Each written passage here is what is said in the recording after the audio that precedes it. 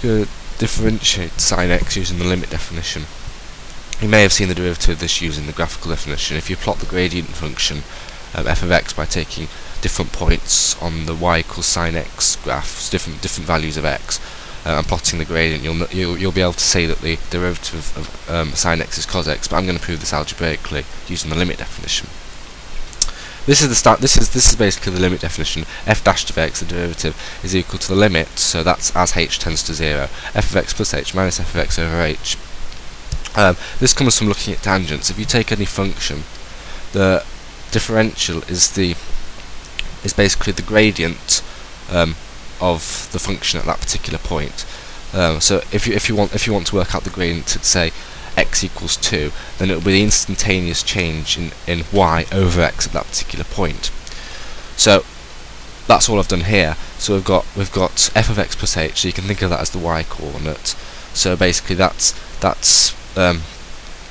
our function of x plus the tiny bit, which is h, mapped onto the y-axis, and then minus this f of x. So we've got this basically represents a very small change in. So this basically represents a small change in y over a small change in x, because remember, f of x plus h minus f of x is basically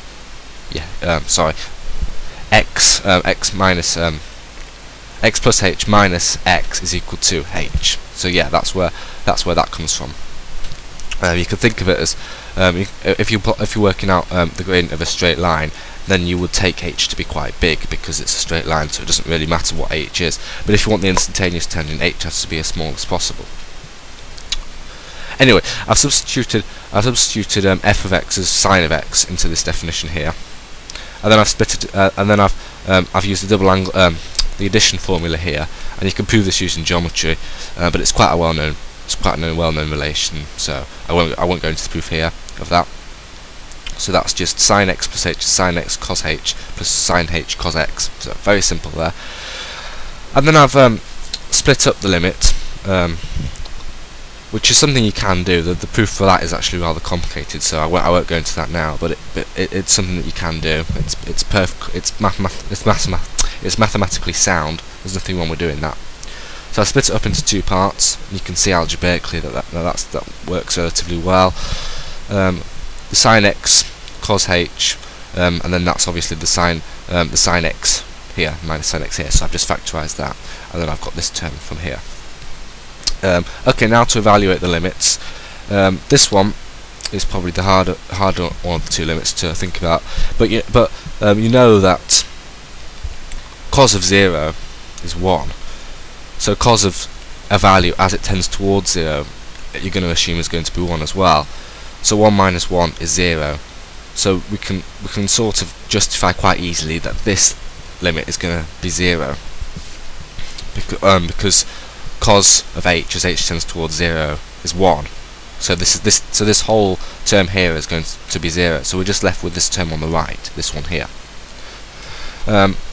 Sine h over h tends towards 1. This again is a well-known standard result in mathematics, and you can kind of justify this. I've used something called the small angle result in some of my previous videos, the centripetal force derivation.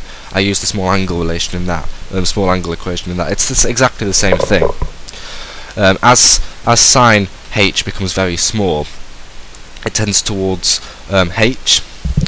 Sine h tends towards h, and this is because, well, you can think about this in lots of different ways. If you do a Taylor expansion of sine h, the first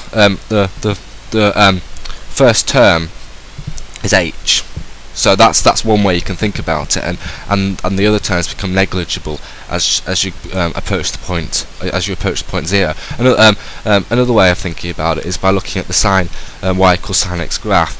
If you plot a straight line y equals x at the origin, the y equals x graph will intersect the sine x graph at x equals 0.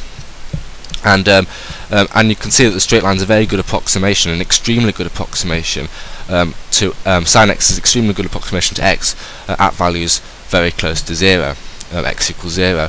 So this approximation definitely works. Sine h tends towards h as h becomes smaller and smaller. There's lots of different ways of justifying this. So basically this term goes to 1, so we're left with f dash of x equals cos x. So that's used in the limit definition. Okay, next thing I'm going to do is look at the derivative of arcsine x, and this is a very neat proof. I'm going to use the chain rule for this. Okay, this is a standard result for chain rule.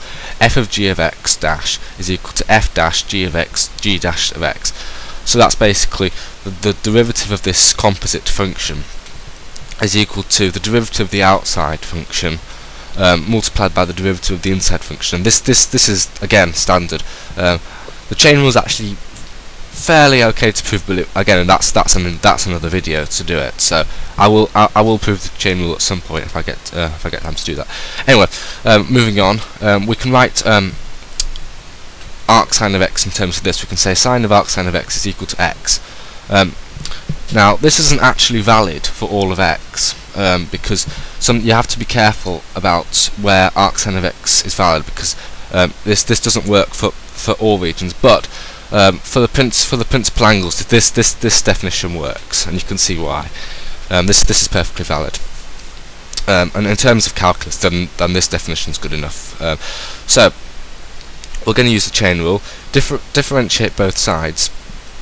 So we'll differentiate the outside term first. So we know that the derivative of sine from the previous bit is cos. So the derivative of this whole thing, the outside function, is cos of arcsine of x, and then we've got to multiply by the derivative of the inside bit, which is the derivative of arcsine of x, which is what we're trying to work out, and then the derivative of this right hand side is of course 1. Okay, so if I write this, the derivative of arcsine of x is equal to 1 over cos of arcsine of x. So I've just rearranged that. So that's good. We worked out the derivative of arcsine of x, but I can express it in a much nicer way. Okay, so what I'm going to use is this equation here. Again, it's basic trigonometric identity, very easy to prove. Cos squared u plus sine squared of u equals 1.